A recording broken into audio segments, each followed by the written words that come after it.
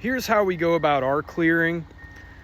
People do it a lot of different ways for a lot of different reasons. Here's what we're doing on this particular job.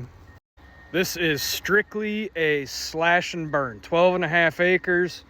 Get rid of it. I don't care how. They don't want wood chips. It doesn't make any sense cost-wise to bring in a mulcher.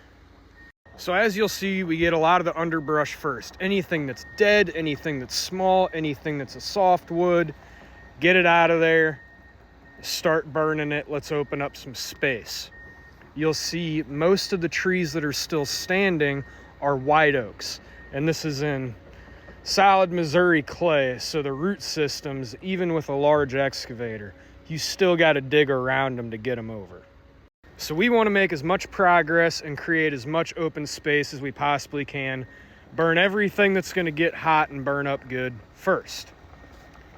Then, after we've gotten all that and we've hit our clearing limit and all that's left is the big white oaks, by then the fires should be hot enough that when we drop those and start throwing them on there, we're not just creating a big smoldering pile. It'll take off and burn like we want it to.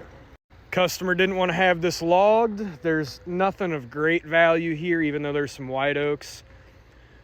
But you have to look into logging, and is it going to be more expensive to dig out the stumps once the logging's over with? Because there's certain stumps that can stay in the bottom of the lake that don't matter. There's other ones that have to come out.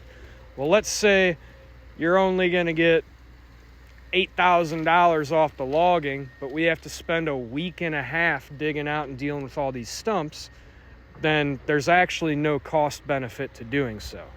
So as we clear it and make piles, we're trying to strategically place stuff near a fire, roughly all lay in the same direction, to where later on, once we can accommodate more on the fires, once it's hot, we can just grab it with the thumb, throw it on there, and carry about our business.